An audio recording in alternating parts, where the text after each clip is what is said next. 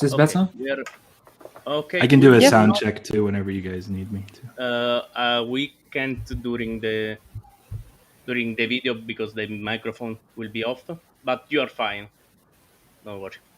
Okay. All right. As human attention shifted away from the world and into the metaverse, society was beginning a digital revolution. Crypto consumed everything, from currency to finance, and was primed to devour the art world next. Few could foresee what lay ahead. One man wasn't going to let this opportunity slip through his fingers. Rising from the ranks of auction house busboy to world-renowned art critic and flipper, follow Beanie as he endures kidnappings, clowns, anons, and the mysterious Elvis Punksley on his quest for enigmatic relics of crypto art history.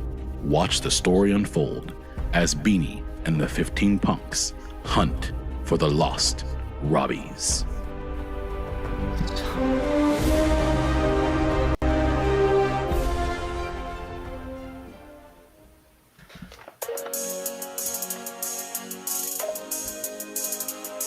Yes, sir. You already know what this is. This is history in the making. Punks taking over. 2017 to forever. Hey, Beanie, I got you, bruh. You know the punks made history, like the Robbies at Christmas. Welcome back to Origin City. And they say the top loader, but we going up only. And they might outbid me, but they never outdid me. Fresher than a day that they meant me. And they say the top loader, but we going up only. Yeah, sneak attack, spin $1 million raps. Got a $1 billion plan and a helicopter hat. This ain't reggae, but the Beanie Man back. No Roman, only Spotty on the track. I'm super rare like a dare and truth or dare. Digital gold, what you think it's a souvenir? I'm not new to this. Y'all don't hear me like the futurist. I can introduce you what to do with this. More treasure on a USB than you could ever try to measure with some USD. And here's a word to the wise. I got it out the mud. You heard otherwise? That's nothing but fun. Lost Robbies hard to find like an artifact. Got a goodie bag with me. Where the party at? 2017's where it started at. Punks taking over. You know the part of that. History, like the Robbies at Christmas. Welcome back to Origin City. And they say the top loader, but we going up only. Yeah, I am quick but they never outdid me. It's really professional to be honest. You know the start and everything. You know my provenance. And we have already 8 people on Twitch. We just trying to find the next collector, but made the front page extra. And we have 6 followers trying to track me in the desert on the run like a track meet. We in the Beanie Mobile in the backseat. Spotty keep it bumping like acne. That's me. The sir mix a lot of the PixelVault. Command and control like I'm next to all. I'm rocking more spots than a cheetah. Don't ignore the warning, homie. Courtney got the heater. Hillary and G-Funk, feel me, we are the punks. Squiggles, he the sergeant. Randy and Marvin. The whole squad hungry, starving. We on the hunt, even though we know the largest. History, like the Robbies at Christmas. Welcome back to Origin City. And they say the top loader, but we going up only. And they might have outbid me, but they never outdid me. Fresher than a day that they I meant have me. to be honest, the video of the countdown. The video of the countdown, I just made that on the fly. Just 4 minutes before start playing it.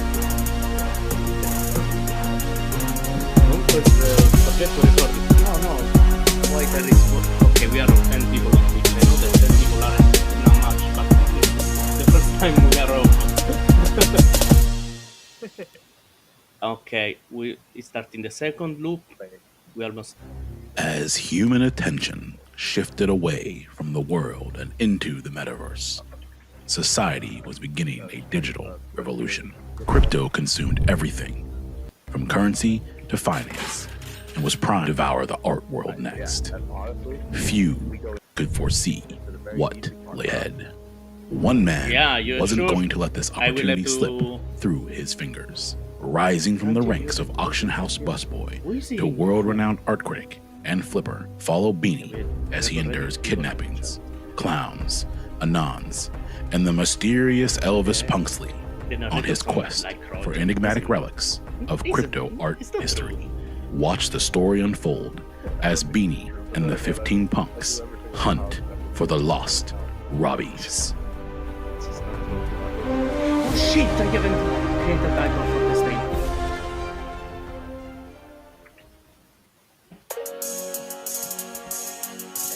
Jesus! Yes, sir. You already know what this is. PixelVault. This is history in the making. Punks taking over. 2017 to forever. Hey, Beanie, I got you, bruh. You know the punks made history, like the Robbies at Christmas. Welcome back to Origin City. And they say the top Okay. but we going up rolling. And they might have outbid me, but they never outdid me. Fresher than the day that they meant me. And they say the top but we going up rolling. Yeah, sneak attack, spit $1 million raps. Got $1 billion plan and a helicopter hat. This ain't reggae, but the Beanie Man back. No roaming, only Spotty on the track. I'm super rare like a dare and truth or dare. Digital gold, what you think is a souvenir? I'm not new to this. Y'all don't hear me like the futurist. I can introduce you what to do with this. More treasure on a USB than you could ever try to measure with some USD. And here's a word to the wise. I got it out the mud. You heard otherwise? It's nothing but fun. 17 like an artifact. Got a goodie bag with me. Where the party at? 2017's where it started at. Punks taking over. You know the part of that history. Like the Robbies at Christmas. Welcome back to Origin City. And they say the top loader. Why people ask me like how to interact with the public chat? But they never outdid me. Fresher than the day that they meant me. And they say the top loader. But we going up rolling. Yeah, you know my provenance, Spotty phenomenon. I bring the drama with my entourage at Comic-Con. We just trying to find the next collector, but made the front page like extra. Fans watching, got agents trying to track me. In the desert on the run like a track meet. We in the Beanie Mobile in the backseat. Spotty keep it bumping like acne. That's me. The sir mix a lot of the PixelVault. Command and control like I'm next to all. I'm rocking more spots than a cheetah. Don't ignore the warning, homie. Courtney got the heater. Hillary and G-Funk, feel me, we are the punks. Squiggles, he the sergeant. Randy and Marvin. The whole squad hungry, starving. We on the hunt, even though we know the largest. History, like the Robbies at Christmas. Welcome back to Origin City. And they say the top loader, but we going up rolling.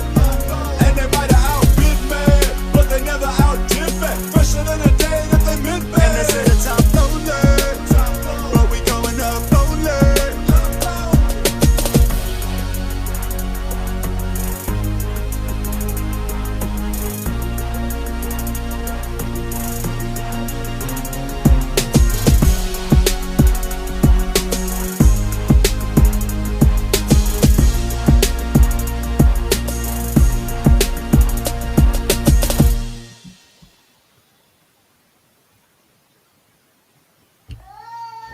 As human. Hello. Are we Hello back? and welcome. Hey, everybody. NFT Hype podcast. Yeah, I wanted to say hi to all they've been cracking me up in the chat. We've got Palmer, I saw Nikki in there, Ted's in there, of course, Git and FCC View, Cello, got a bunch of our squaddies. Sorry if some have missed it scrolling quite fast, but it's really cool to see you all. And yeah, I guess welcome to the first Hype Squad. This isn't our usual format. This is kind of a early Hype Squad episode because we're due to start on the 16th, and we've taken all your feedback for what you guys want to see, and we're having sort of community interviews, artist spotlights, lots of community questions probably, and yeah, sort of guests from the community itself. But this is a special episode. We've got Preston with us, and yeah, I'll let Spencer sort of take it. Oh, sorry, I did have one quick, really stupid question. What's a Robbie, Preston? I have no idea what a Robbie is. The Lost Robbies. boy. You'll have to read the comic, but we could drop a link and you should read up on it. But Ed, Yeah. at Christie's a few years back, Robbie Barrett did 300 pieces of artwork as like kind of some of the first potential NFTs that they gave in goodie bags at this tech summit to anyone that wanted to claim that online, right? They could go mint it with this like gift card thing that they had. And so no one really paid attention to it. No one wanted digital art. Like, who cares, right? So from what we know, only about 20 have ever been claimed. Beanie owns a couple of them. And so part of the storyline, which we'll get into the comic a ton here on the show, surrounds trying to go find another Lost Robbie. The value of the floor, last we looked, the floor for a Lost Robbie now is about $787,000. And Wow. there's only 20 of the 300 that they even offered, like, really have been claimed or exist. So that's a it's lot there. of Just Lost Robbies. Yeah, exactly. Well, first off, I know Tori had jumped in there. So Preston, thanks for joining. I'm Spencer, and aka Sneaker Dad. We have Ted, aka also known as Terry, but go Ted, and then Tori and Preston Johnson. You guys might be familiar with him. He goes by the Sports Cheetah.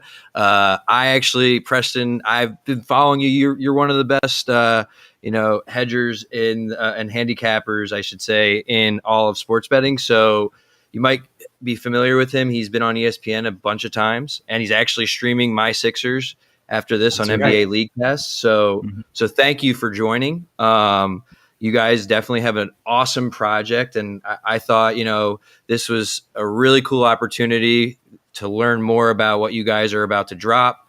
The Lost Robbies and Punks are two of like the most iconic, or if not the most iconic, and I would say the most iconic, NFTs to date, just because of their historical, importance in the entire kind of, space. So thank you for joining. I don't want to hijack everything, but I just wanted to kind of make a quick introduction. I think Terry, I don't know if you wanted to mention anything before we got into some of the questions with Preston and let him introduce himself. But I think that's a good idea. We're from the NFT Hype Squad, a small Discord community started around the end of February. We just lost Preston. We started around with 3 people, me, CryptoPom, and Pixelated Worlds.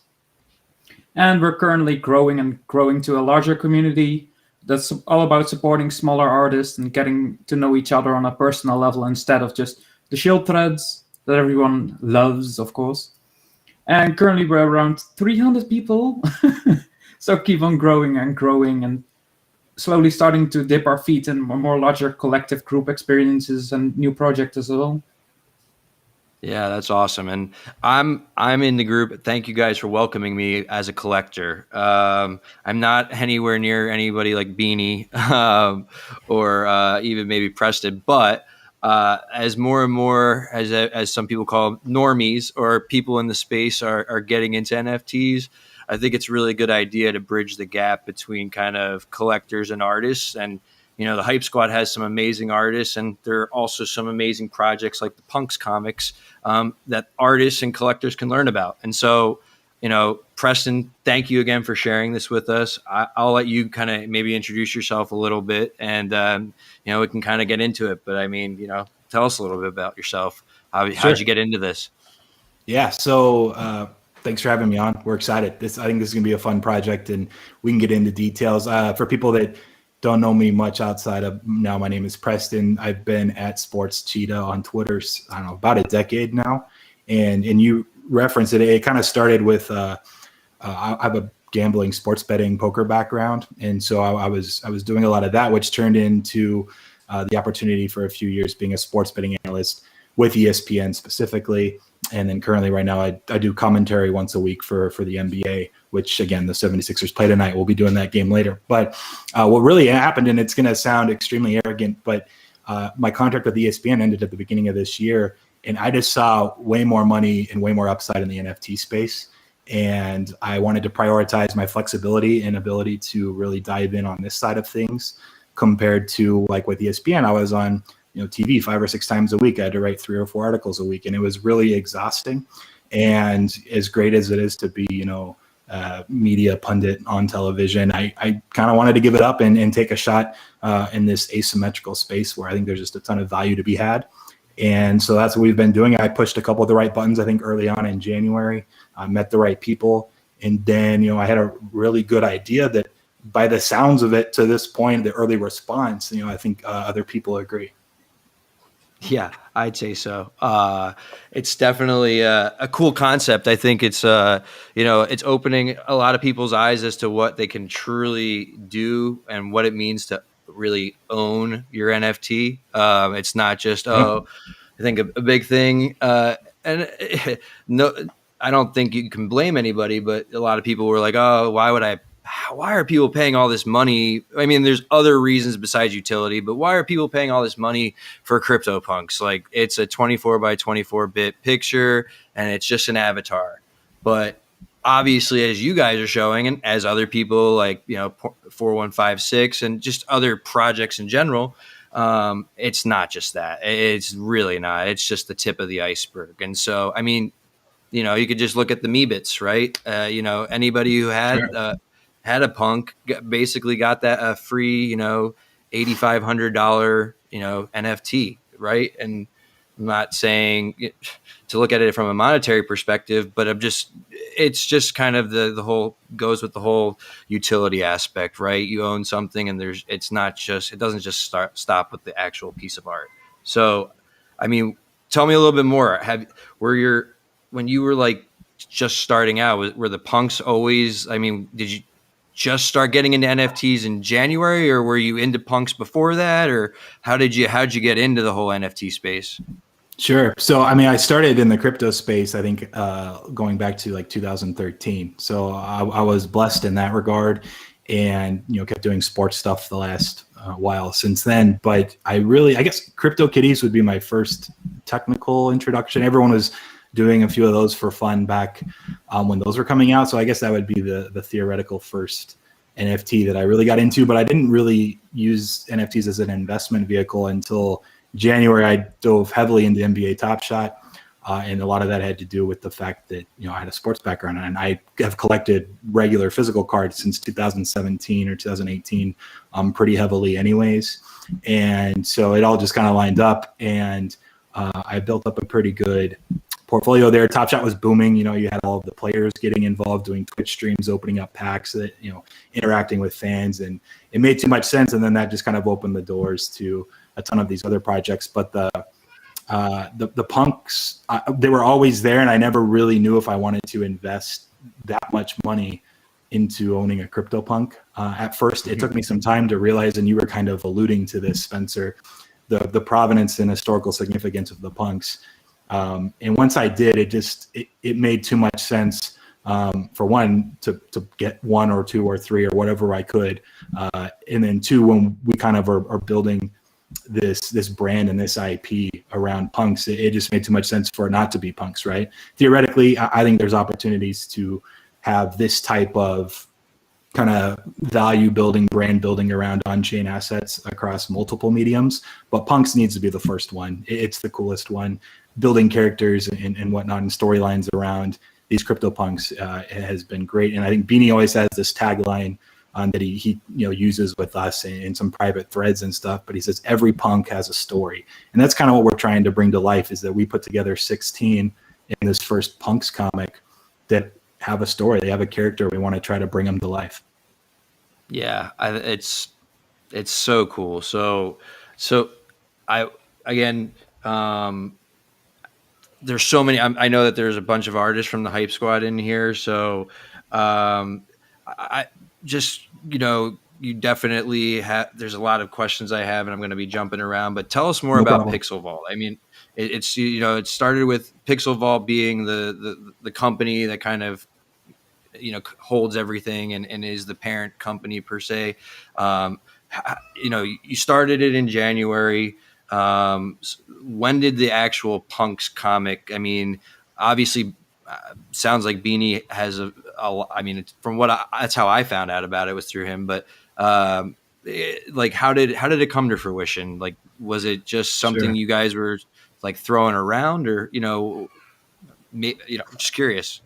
Yep. So, I mean, there's a whole process to this, and I think maybe we ended up being extremely lucky that this kind of fell into place the way it did. But Sean, who's at G-Funk, he's a guy that I was working with regardless, as a partner that I've been friendly with for years, and him and I were working together, and we wanted to invest. It really started with Euler Beats, or it looks like Euler Beats, but I think the correct pronunciation from the devs there is Euler Beats. But they had really the first music NFT and on-chain musical beat, and I wanted to invest in there. My background, I had food on the table growing up because of music and the music industry. That's where my dad worked in, and it means a lot to me and kind of musicians and artists as a whole, and trying to support them the best we can. So I really wanted to invest in that, and because I had a reputation in sports and in DFS space with some mutual friends and Beanie and NFTs, we actually did a transaction. I purchased Genesis LP25 with Sean from Beanie, but we did it over a Zoom call. Actually, funny story. I'll say this. Sean will appreciate this shout out. We were trying to get it done with Beanie, and he was trying to get LP1, the very first Genesis Euler beat. And in order to do that, Beanie wanted to give us 25 for 100 ETH. And so Sean was doing it from, I believe, his girlfriend's birthday dinner, like in the restaurant, charging his phone behind so that we could actually get this officially done before we decided the value was going to keep going up, and we thought 100 was a steal. There's royalties involved with prints off, and you can look into the Euler Beats actual awesome economics, but it's really cool. And so shout out to Sean's girlfriend. Yeah, she is a keeper. She's a keeper for sure. But that was big time. I remember his phone died for like 15 minutes while I was on the Zoom call with Beanie, because we were sending him the funds first, and then he was going to send us the actual LP25. So that all like worked out perfectly, so that our relationship was really trustworthy from the get-go. And so we did a few more deals, and I'll say that most of it though was kind of just strategizing and talking over ideas. And the one thing that jumped out a lot, and a lot of it had to do with like the Top Shot stuff that I was doing, just because it was booming so much by February. And I felt bad that I had so many people asking me like, how do I get in, or should I get in? And what was so brutal is during that February run where it just went crazy. Like if you wanted to buy a LaMelo moment, like you're a college kid or in high school, or even most adults, you couldn't afford a $4,000 LaMelo Ball rookie moment this year. Like most people just can't afford to buy a $4,000 moment. So a lot of people wanted to put in like $50 or $100, but they didn't want to buy freaking TJ McCall. Like there's no reason to buy. Like, so they had to figure out there's a way to get people interested in and invested and involved at a smaller scale. And I had talked to people about fractionalization, which exists in the real collectible world, where you can actually buy fractional shares of a real physical asset, a high-end asset. And we were like, well, there's opportunities here. We own some high-end assets. Like we could offer this to the people or the community, so to speak. And so I asked around, and Andy, I don't know if people follow at Andy 8052. He was in the Wall Street Journal Top Shot Millionaire Holding the Cat article that they did. But he's a developer first and foremost, I believe. Solidity is the name. Art. Web3, fractional. So he started a platform called Fractional, which is launching very soon. We basically discussed with him like, hey, we want to be one of your main launch partners. We have this idea, and we had a few different collections of assets that were like, hey, we can fractionalize and let people get involved. And there's a reason I'm going down through this whole process, because it really is intriguing. Is if it wasn't for, I think, the fact that Christie's announced 6-7 weeks ago that they were going to be auctioning off a set of its 9 punks, I believe. The main one being the Alien. We pivoted from having a few different collections and ideas to fractionalize with Andy on Fractional to we need to take advantage of this upcoming run of punks hype, because we saw what happened with Beeple when the $69 million sale with Beeple, and Beeple was going nuts for about 2 months in the market on his stuff. So we wanted to take advantage of that, and we pivoted to, okay, I think at the time we only had 12 or 13 CryptoPunks as like a team, but it turned into this idea where, hey, we can do a lot more than just put a few punks and wrap them and let people buy shares and trade them in an open market like a token. Right. Like we can go further than that, and that's ultimately what PixelVault is now, right? Where we're kind of like, I guess you call it, we're doing NFTs, but we're a media company that's really focused on elevating crypto native assets across all these mediums. Now, it makes too much sense not to do punks first, but I think there's potential and development for IP just surrounding decentralization in general and other potential assets down the road. And so we really just, I guess our goal is to expand the story and lore of, you know, all of these static on-chain assets. And it's going to bring value not only to the stakeholders, because for people that aren't aware of the exact economics of this Punks comic, there's going to be 10,000 editions. If you buy one and mint one, you can actually stake that comic for literal proportional ownership via fractional of the 16 punks that are the crypto punks in the story themselves. So there's value in buying one, or there's value in buying 100. You're going to get a bigger share of the 16 crypto punks themselves. But just, you know, inherently, we think these 16 punks will go up in value just because of everything surrounding the stories and the brand. But even the community as a whole, right? Everyone that owns a punk or hopes to own a punk, like, it's going to just bring attention more mainstream to the punks community and just the NFT community as a whole, which really just benefits everybody. And that was our goal.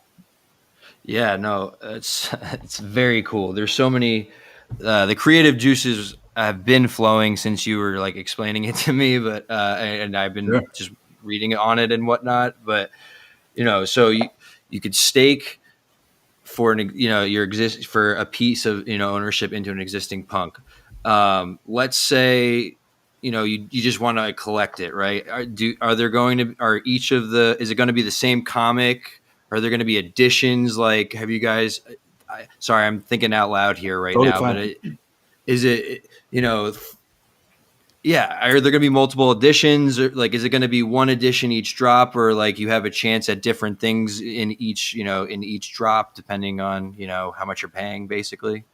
Sure, it's going to be a flat rate. We're not doing any like FOMO ramps or bonding curves or anything crazy. That's like smart. It's going to be like, hey, this is a pretty set cost. And like, so the 16 punks are value. We think if we were to liquidate them right now, would be like 1,250 ETH, which is, you know, well over $4 million in value if we were to just liquidate them right now on the market. So when people are getting a comic and they're actually getting ownership of those 16 punks, like there's actually some, you know, pretty significant value to have a comic or to own multiple comics. And so again, we're doing 10,000 editions, but we've kind of just priced it in the sense that, hey, this is pretty close to the net asset value, the NAV of what we think these 16 punks are worth, combined with some of the artists. And there's still a few nuggets, and maybe I'll be allowed to mention a few over the course of this show. But we have some really cool artists doing one-of-one art. We have a Robbie Trevino, I believe this has been said, is going to do a one-of-one alternate cover. But the actual comic itself and the 10,000 editions that we're allowing people to mint, like that's that. There's not going to be like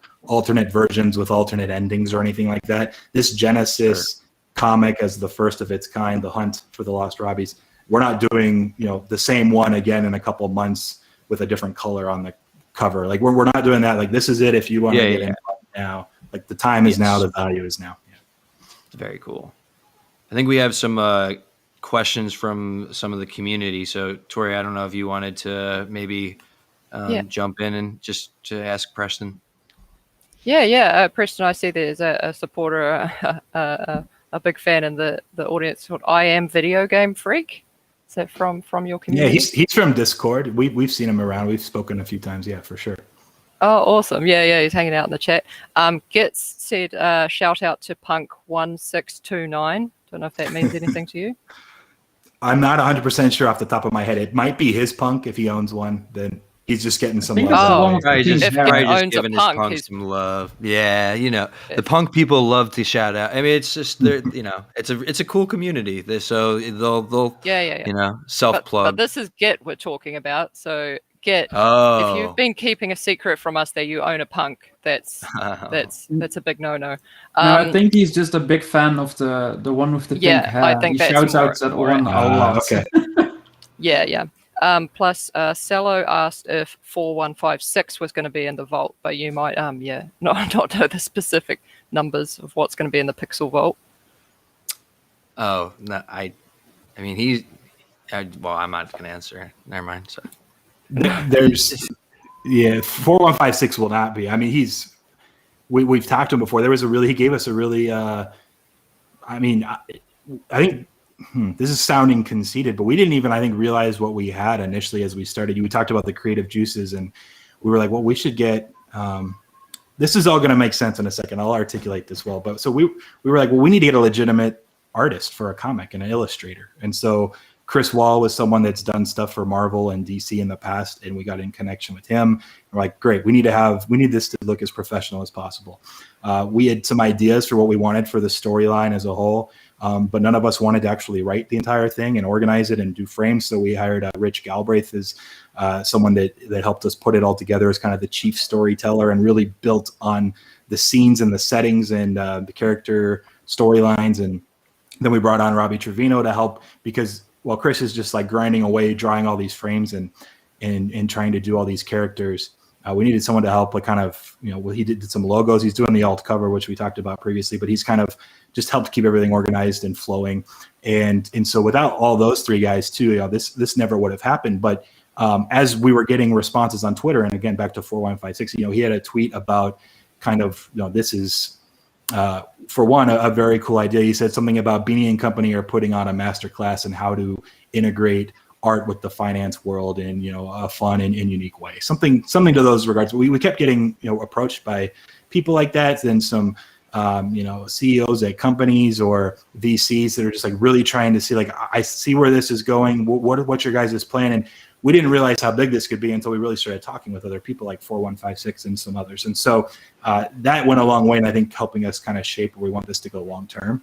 But he's not in the current, the 16 punks, they're ones that Sean, Beanie, and I own. And 4156 down the road, man, if he wants to put his punk into a future edition, we're happy to do that, or we'll talk. But he's not on this current edition, as we call it, the Hunt for the Lost Robbies. Right, but a potential future cameo maybe. Should be cool. Sure. And your punk, what number is your punk? And you said every punk has a story. What's the story with your punk? And did the look come first, or did you style your look after your punk? There's probably people doing that. I'm not sure if I would go there. So I've had the beard for 7 or 8 years now. That's kind of been my look for a while. So when Beanie actually saw this like big beard punk for sale, he sniped it for me, and then I paid him to get it. So he was just on, and he's like, "It's gonna go. It's only 33. It's a matching mohawk and big beard. We got to get it." So that I got more recently, and I guess it was in February maybe. But I came after the fact. I did do a funny video during March Madness with Pete Overzet. People from the Top Shot community know him. He does some cool kind of parody punk videos, and me and him did one where I did actually shave and do a mohawk about 5 or 6 weeks ago, and there's a picture of me on there. So you can search for that on his YouTube channel. It's pretty cool. But my hair's back to normal now. It's not a mohawk anymore.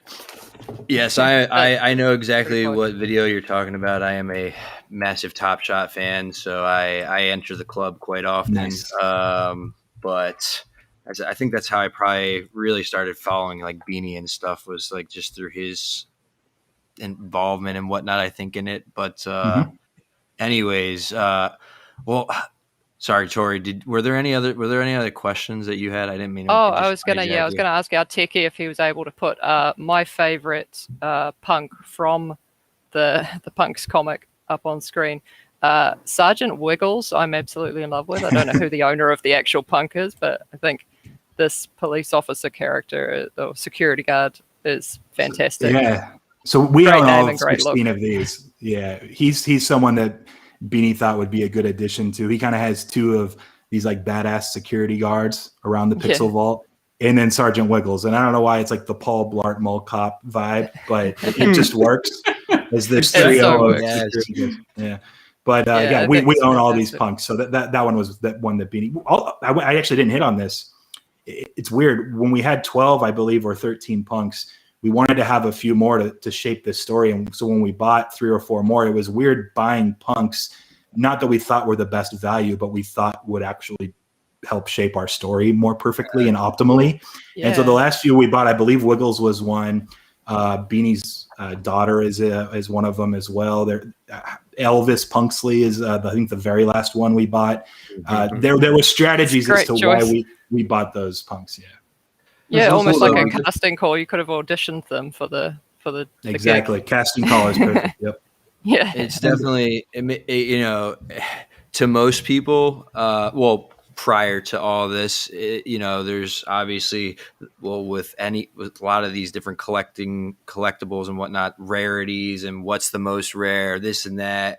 This kind of just like throws that out the door, which is kind of cool, which I like. It kind of just is more the collector side Let, of things. let me interject real quick, Spencer. Yeah. I'm sorry to interrupt, but this is something a point that Beanie's made, and he's really set on that I didn't even really grasp at first as much, but I think the community can strive around it. He said what's cool about this is that not all of our punks are floor punks, right? Like bottom of the barrel punks, but I think maybe 6 to 8 of them are. And this is kind of building what a floor punk could ultimately be, right? There's a lot more to a floor punk than just being called a floor punk. And so like Sergeant Wiggles or whoever it may be, I think he's a buck too, so maybe he's not even one of the floors we would call him. But we're building this brand and like these characters to where floor punks are cool now, right? It's okay if you have a floor punk, like you have a freaking punk, like that's as cool. So it's an interesting strategy kind of around that. But when you mentioned that, I said to interject because that's something that Beanie says. Oh yeah, no, please do it. To. Whenever that's what I mean, just with collecting in general, like, you know, whether it was Top Shot, art, whatever it is, punks, you know, everyone has, you know, an affection, or, you know, a reason that they gravitate towards something, whether it's, you know, whatever it is. Right. And so, I definitely think that it's cool that, you know, you're showing people that you can, you know, write your own story, right? You know, it's a floor to some people, but maybe not to you. Ted, sorry, jump Sergeant in. Wiggles better not be a floor punk. And then I was curious, like you're buying different CryptoPunks as well for like adding towards the story. Would you specifically also buy like a lower rated punk just because you can add value to it this way as well? Yeah, so you're saying like as far as optimally it would maybe be better to buy a lower value punk because we're adding extra value to a lower value versus buying one for 100 ETH. We'd buy one for 23 or whatever it was. Yeah, I think that was part of it. And what's been nice, I think you had a question later kind of on the rundown. I know we're jumping around about just kind you're good. Don't worry. Potential like funding opportunities down the road or raising funds. Right now we're self-funded. Like again, the punks themselves we think are valued over 4 million based on this Ethereum run up of the last few weeks. And then we probably put about $500,000 in cash or liquidity ourselves just to get the artists and the websites built and everything done and the tech. So this is just self-funded from the get-go. And so when we were buying those last 3 or 4, I believe most of them were on the cheaper side for that reason more than anything. But it's interesting when you're trying to build this like alternate potential like brand, I guess, or IP around your punk. R16, sure, but other people are going to try to do other things too. It's definitely not a bad strategy you don't need like an ape or a zombie or an alien, right? Like those are just going to be impossible for most people to afford anyway. You know, you can get something on the lower end or go in on it with people and put together some fun ideas that surround it. It's like and sorry, I was just going to mention in the comments. Yeah, it's all relative. Floor punks are expensive as well. Sure, man. But like, you know, just put in. But that's the reason for fractionalization in general. But Ted, keep going. Sorry.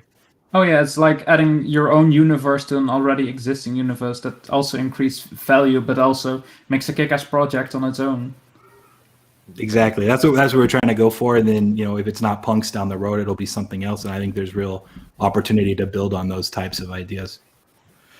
So to build on, because it was a question that I had written down about the funding, about raising money through these NFTs, and basically, so something that we discussed and something that I had been thinking about, you know, you sell these NFTs and then you know, turn it like take that money and, you know, potentially turn it into a franchise, right? Like, let's say people decide not to stake and they hold their comics.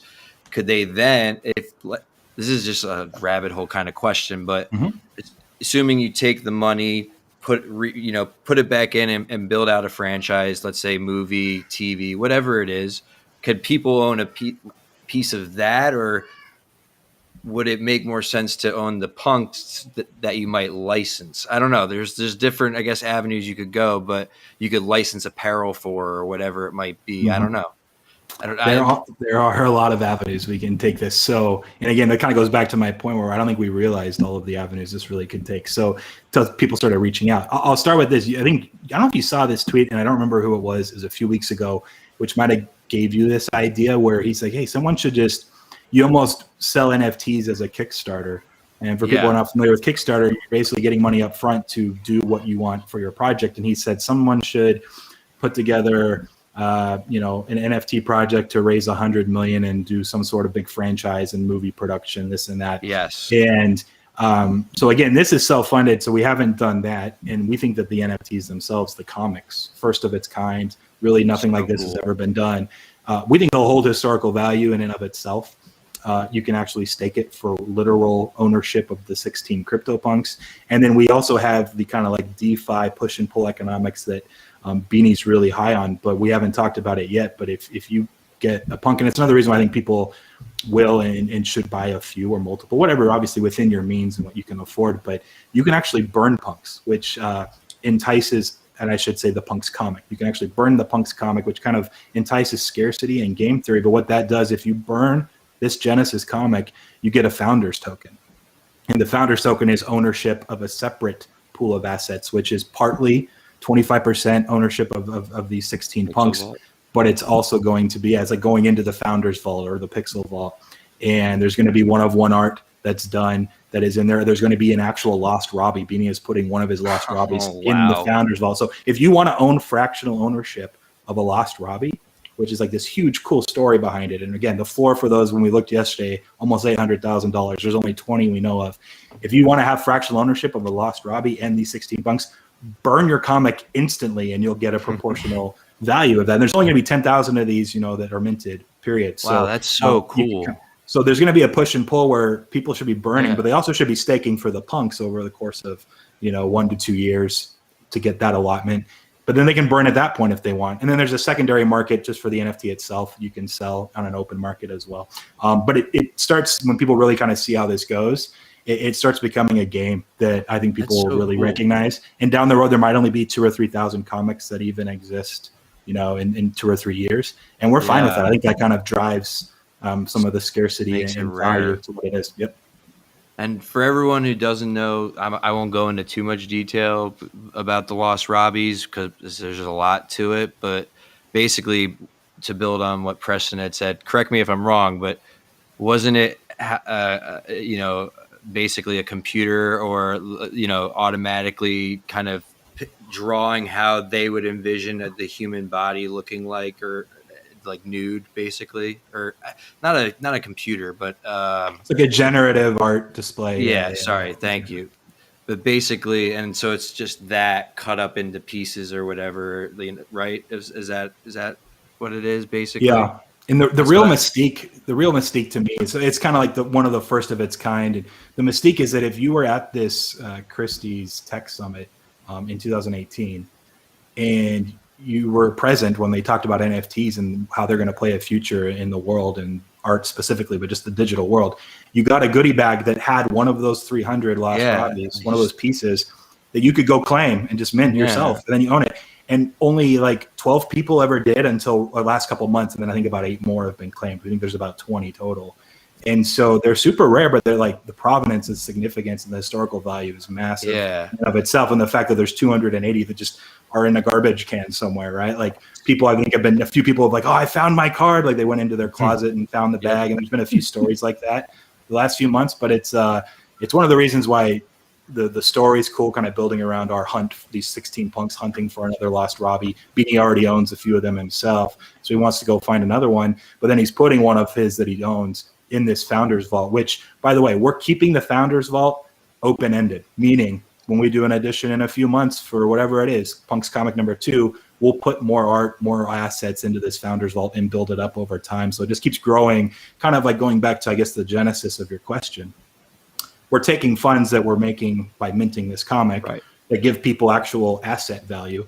And then we're going to use it into doing another comic in a couple months and finding new artists and new people to get involved in. And just kind of this cycle that'll keep building and hopefully grow this story and project. But yeah, we're definitely not looking to raise a bunch of money and, sell this off in the next few months or a year, right? Sure. Like we think there's a lot of potential to grow and just keep the funds within the community. We're not looking to raise money. We're just going to try to do it as, as ourselves for now. Bootstrap. Hell yeah. No, that's awesome. I love it. And just curious. Well, I'm always curious. This is just such a unique and new concept. But wow, I literally I apologize. I didn't. Sorry, the Lost Robbies. I had a brain fart. I apologize. Lost Robbies. If you have any, check out the Digital Art Chick. I'm sure most people here follow her, but check out Digital Art Chick. She does actually write a publication. I know she's been tweeting a lot more recently, but she has a lot of really good information. And she did write an article back in like March, excuse me, about the Robbies. So I would definitely read on them just because it'll even just give some perspective about, I kind of equate this comic. It kind of reminds me of almost like Indiana Jones, as wild as that sounds, like looking for buried treasure and whatnot. It's like Indiana Jones meets Ocean's 11, kind of something like that. Yeah, literally. It's sprinkled a little bit to 18. Sure. Yeah. No, literally. So I don't want. I'm hijacking everything. Ted and Tori, any questions? Oh, I have a Preston? quick question. Yeah. Who's the villain? If they're on a quest, there's always some villain. There is. Frank Lopez is his name in the comic. Kind of represents maybe a figure in the real world as well. Beanie hinted at it when he did this character reveal.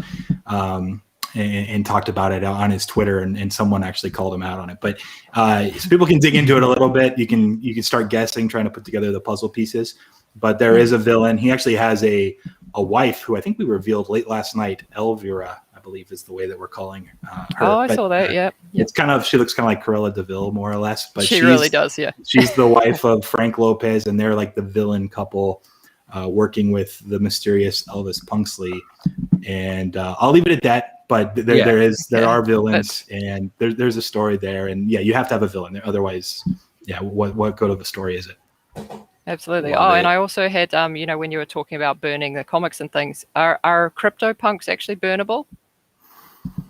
I'm not 100% technologically savvy enough to say, but my guess is that if someone really wanted to burn one, it's possible. That's what I was wondering, if anybody has ever done it. If someone is basically, there are accounts or wallets out there that have 482 punks in them that aren't active. So there are definitely some that have essentially burned them because they just don't even look at them. And the story behind the punks, which if people don't know 100%, is that there are a few that have been accidentally burned. Sean just jumped in and let us know in the chat. So it is possible. Just don't do it if you actually own one. Don't do it. I was just going to say, though, how do you accidentally do it? He says 2 at least. That's a great question. How do you accidentally burn a CryptoPunk? But what's fascinating is when they put these out in 2017, they didn't even get claimed in full. It took some time for people to realize, like, hey, NFTs, digital art, like this is going to be a thing. All right, and then they got claimed pretty quickly after that. But I think it took over a year for the 10,000 to be claimed, and then ever since then, it's just been a moonshot up in value. Yeah, you'd be crazy to burn one now. But I just wondered if there was a super villain out there who was doing it just for the lols, sitting in there secretly somewhere. Yeah. You also hinted, not hinted. You flat out said about future editions and bringing on new artists and adding to the the foundation, or what was it, the foundation token, or founders token? Yeah, founders token. Wow. It's all good. I'm throwing so much at everybody. It's 2 or 3 times. Yeah. So would you guys, in terms of what you decide goes in there, will it be, how does that get decided on? Is it just like you guys that decide? Will it be people that like, for example, will it be like Robbie and Chris, stuff that they've done, or will it be, I don't know, or can people apply for that? You know what I'm saying? Like, just kind of curious. It's because there's so many like levels even to that, right? Sure. Like, just for artists to get involved and for collectors as well. It's just very interesting concept. So. Since the very first character reveal, no one even knew what was going on, and Beanie did a character reveal of it was a CryptoPunk. It was a green-eyed bald femme, and Chris Wall has this, like, we did a side-by-side with the actual character. Her name's Courtney in the comic. I believe if you see the banner in the bottom right of the feed that everyone is watching, she's the second from the left. And it's really interesting because within 8 minutes of him tweeting it out, 2 green-eyed femmes sold in 8 minutes. Because I think someone was realizing, like, wait, like this is going to be a thing. And if Punk's the comic and the brand is like a thing, then green-eyed femmes are just going to probably hold more value than they did previously. So I thought it was pretty sharp that someone was kind of watching traits in that regard. And so to go to your point then about the founders, like how are we deciding what we're putting in? We wanted it to be really kind of high end. And so we approached a lot of the artists this time because it's a brand new project.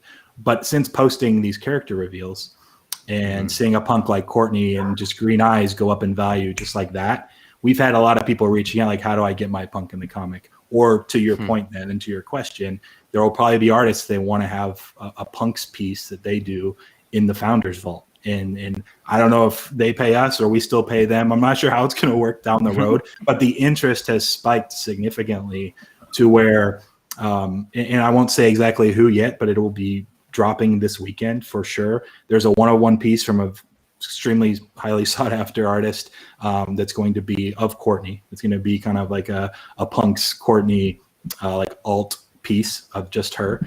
And there's going to be another 101 piece from another artist that's pretty big. And then there's the 101 alt cover from Robbie Trevino. Then there's going to be the Lost Robbie. And then 25% of the tokens from the 16 punks themselves will be in this Founders Vault. So that's what we decided this time is like the package. But since it's open-ended, if we do another edition in, say, 3 months, and we have 3 more one-of-ones we want to add, we'll do it. All right, we'll add 3 more one-of-ones if there's something that comes. What's great, like a couple of days ago, no one knew what me-bits were. Maybe there's going to be me-bits in the Founders Vault in 3 months that somehow make their way into a comic edition. We don't know. We kind of just have to play everything with where the markets are going and where the discussion and interest is. But that kind of is what makes it fun and makes it kind of, we're gamifying it to some degree too. Yeah, I mean, maybe for the all you... Maybits could be what the punks collect. You know, it's the the equivalent of those pop. What do you call those pop? Funko Pops. Funko Pops for the crypto punks world or something. Yeah, I had a quick question about something that was just said. But first of all, the community is getting right on board with the hashtag Burn Your Punk. So it sounds like we're hyping that. We've got a couple of people volunteering to do the job if people want to send their punks to them. And my question was, to do with, talking about the Vault and CryptoPunks and realizing that you guys are all collectors of real punks. How do you guys feel? Maybe you can only speak for yourself, but how do you guys feel about all of the offshoot series like Picasso punks, which has become huge and there's a lot of money flying around, and all the others that take CryptoPunks and do like a generative version of it? Beanie, I'm pretty sure, is on the end of they're all ripoffs. They're not the historical thing, like don't bother, which is fine. I love the creativity. If anyone wants to do a project that's kind of based around, like Picasso made me a Picasso version of my punk like a month ago, just reached out and said he'd do it for free. And I was like, okay, great. That's cool. I gave him a shout out on Twitter and that was fine. I appreciate anyone trying to do anything. I think that's going to be extremely important in this space. Even when you hear only 1 to 2% of the projects will ever, be worthwhile or pan out, you got to try. Like from a betting and poker background, like the 1 to 2%, 3%, that happens more often than you think. So people doing these offshoot punks ideas that are just practicing their craft, I think it's great for the community as a whole, just from a process standpoint, if that makes sense. And if you don't think it's worth it as a collector, then you don't have to buy them either. But I think it's a worthwhile endeavor for people that are trying to get in the space as artists. Oh, cool. Cool. No, it's good to hear. I'm going to go and grab my punk that I did and just show that off for a second. I'll let you guys carry on. But it's cool because, with punks and other projects potentially being a little bit, out of people's price ranges, the alt punks lets people feel like they're part of the community in some ways. So it's definitely cool. But I also see the side that, Beanie has, because, it's not the true thing, but I do, for everyone in here from the Hype Squad that's artists, I definitely think if there are ideas that you had, not to say you should not do what you normally do, but I definitely think there is a market for alt punks, just because I think like what you said, Preston, a lot of people are like you. They like art. They like appreciate art, and they think it's cool that people are creative and kind of testing out the craft. So, for sure. And but it's also like what I said about making their own like universe on top of an already existing universe. That's very cool. That's funny, Terry. Nice very work. silly painting. It's fun. Punk fan art. I wish I could do that, but so yeah, I mean,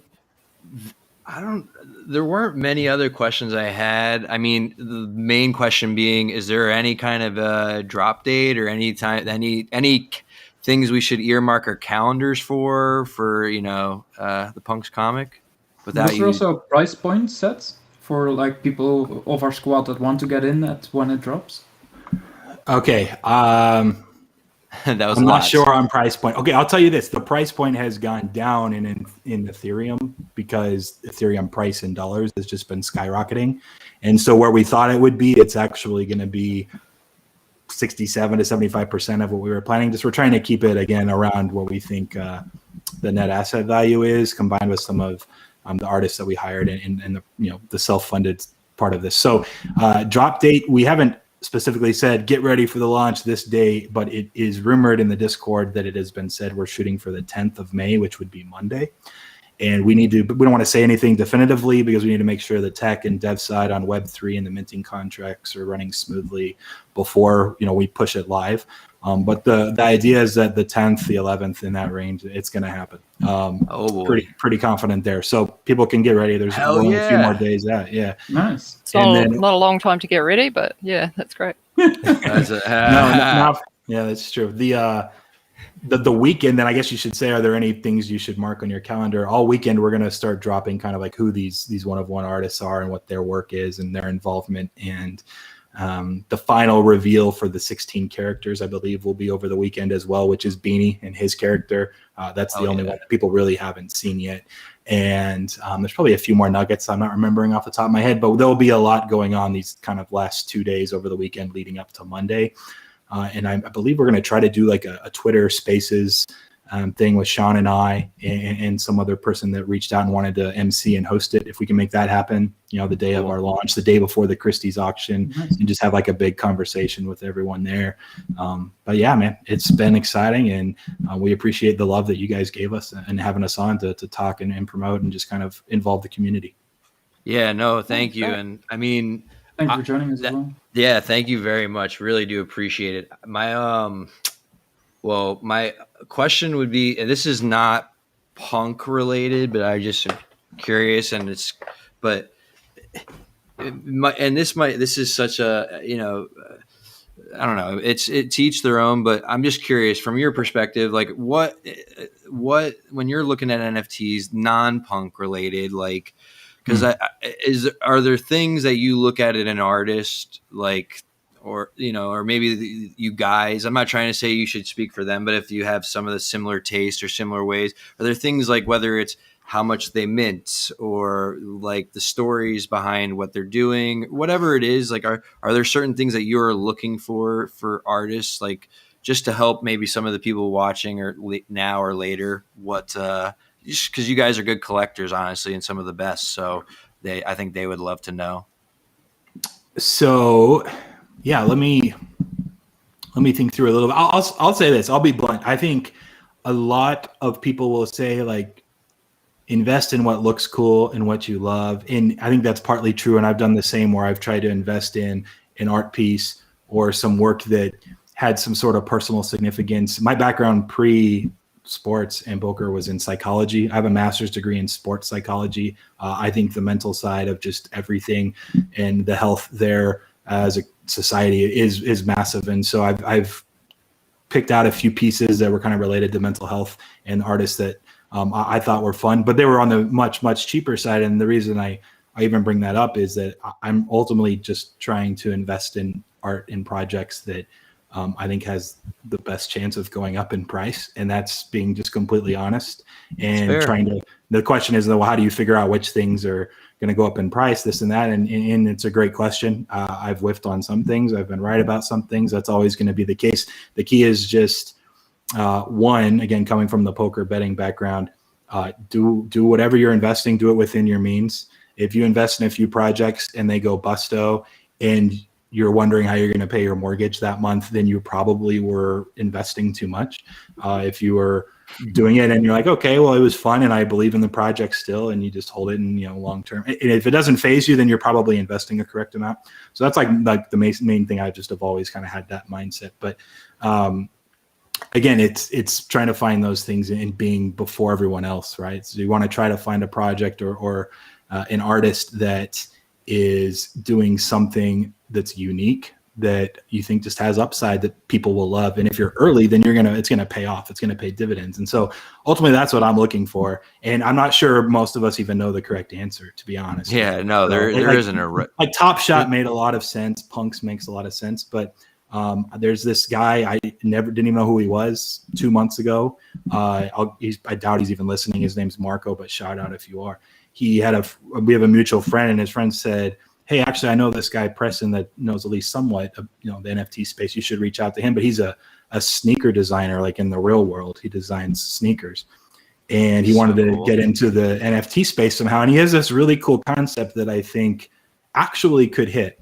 And so I was on a call with him last night. Actually, I've just been trying to help kind of advise him to get to a point where he can kind of organically distribute this and whatnot. And the main thing I told him, and I guess I know on your list, you kind of had a question about not only for how should collectors go about collecting, but how should artists go about, putting out their art. The main thing I told him from the get-go is, and this is going to be counter NFT community, gung-ho, all in.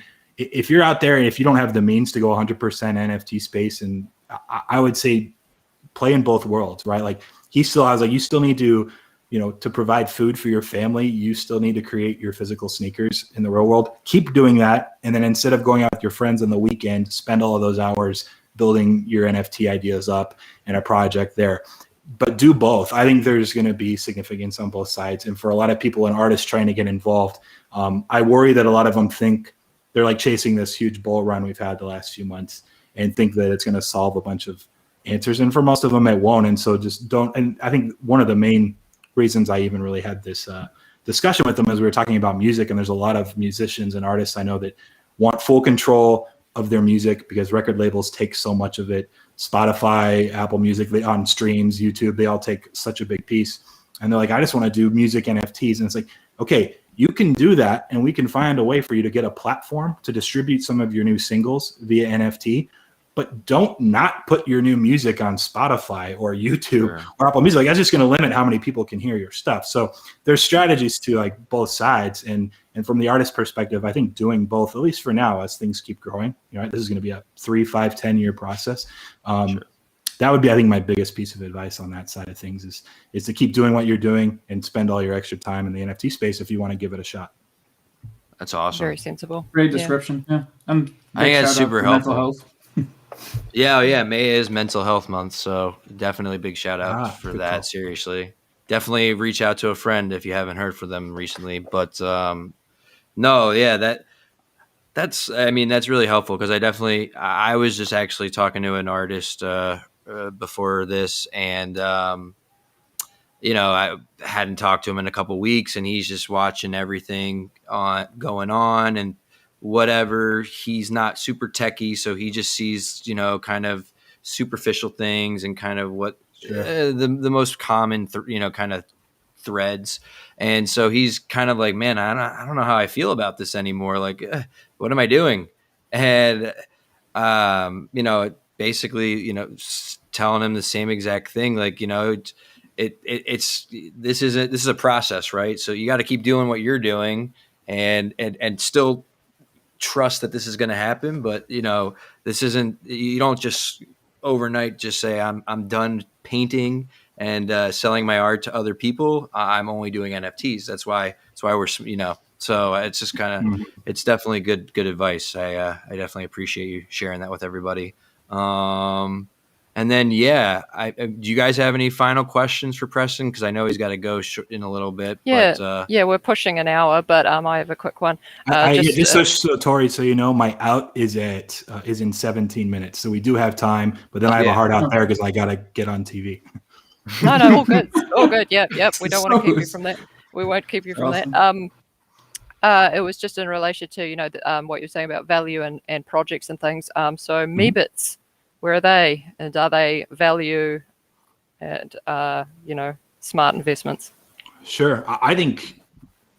Okay, it depends on if you're a true believer in the metaverse, and it sounds like Ted, just from a few of your questions. I know you haven't had the mic as long, but kind of building this alternate reality, virtual world universes, metaverses on top of your characters. I personally think there's going to be a ton of use cases and practicality for a virtual world and metaverse, and a lot of the younger generation is already in that space anyway, and it's just going to keep climbing towards that being a bigger and bigger thing. And so the Meebits play, I think, was super forward thinking. If you buy Meebits now and want to sell them and flip them in a month, I can't tell you at all if it's going to be a positive ROI or not.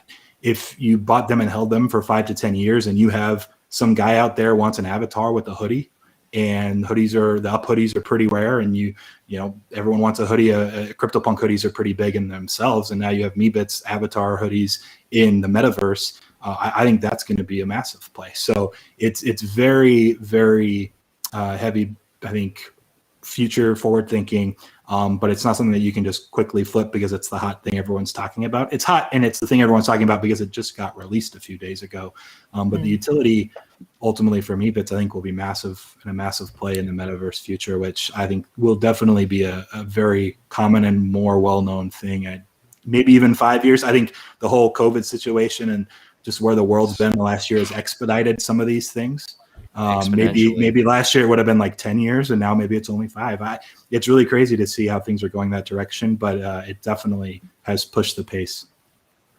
Somebody, whether it's you guys or not, might do exactly what you guys did with CryptoPunks with Meebits, although in some fashion it might not be a comic, but that might raise the floor, right? It might just raise and bring interest. So who knows? And the fact that they're actual 3D can be used in the metaverse, I don't know, it's really cool. There's one point someone made, was a DC investor, I think it was him, for people that don't follow him already on Twitter.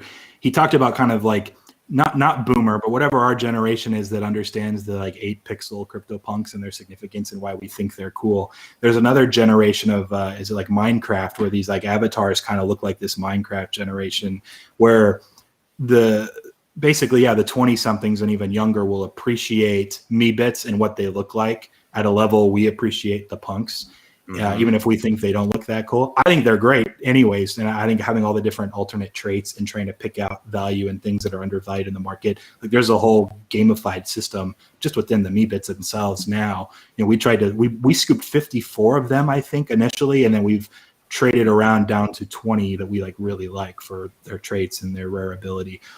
But the ultimate point is that I think it was a generational play, not only for the metaverse stuff, but that just the look and how they connect with that generation, kind of around like the Minecraft. It's just totally Minecraft. It's going to be like that's our world. Yeah, sure, we love these things, and so it's a perfect kind of stepping stone into the metaverse because of where that kind of generational pull was in the physical world. Yeah, very I think cool. The art style definitely enticed some people to buy actually more of them than instead of like a CryptoPunk. For some people, it's more multiple. Yeah. Yeah. That's true. I think punks are still going to always just kind of hold their significance and value, but the Meebits is, I think, definitely a more of a longer term play that hasn't probably realized its potential value as much as punks already has. So if you this is what's interesting about like what we're doing with the comic, and it gives you, again, kind of getting down to like you get a fractional, portion of the value of these 16 CryptoPunks via tokens. A lot of people can't afford a punk. Even a lot of people can't afford a Meebit. So being able to find ways to bring that price point lower is going to be extremely helpful. But a Meebit, like I think the Meebit's floor today is about 1.5 ETH. And, if you can afford that but you can't afford a punk, yeah, maybe it's worthwhile, investing in 3 or 4 that you really like. And then just holding on to those for 5 years. I think it would for sure be a long-term play that pays off, but it's nothing that I would ever guarantee, in a month or 2 is going to pay off. Yeah. You have to do that disclaimer. This is not financial advice. That everybody always does. Yeah. I used to give financial advice for years. I did it on TV. Okay. And it's weird. It's a weird world that I go with. Crypto Twitter's always putting that disclaimer. I was like, man, I was recommending bets all the time with people. Like I'm putting my own money at stake all the time publicly. So I don't mind giving financial advice, but this isn't one that it's not a market that is really going to be like a month-long play. And so be a night and day difference, and most definitely. Yeah. Other projects probably are. I just don't see MeBits being that way, right? They're the hot topic again, but give them some time. A couple other projects I'm just curious. Well, I know you love. I'm a big Top Shot guy myself, so we don't need to go there just because I could talk for days about that. But sure. Are there any other projects that you're bullish on? Like, I mean, for me personally, well, there's a ton, but in the last week there was the whole Bored Ape Yacht Club, which really cool art. Zed Run just came out with another drop of their horses. And I don't know if you're involved in any of those or thoughts on any of those, or just curious. It was probably good that I didn't get in on the Zed Run horse stuff because I'm a degenerate at heart and I would just be watching horse races like all day. And so I'm glad I didn't. I love that. But I got one. I'm sure you got one. There you go. So you know what it's like. But people that I know that did them early, I mean, it's paid off for sure. And it does bring entertainment. So are you in good shape on your investment there? Yeah, totally. And I just learned last night there are these people that do a stream and they've created an app where you can basically bet on the races now. Oh, gosh. It's going to be a problem soon when my wife finds the future. Out.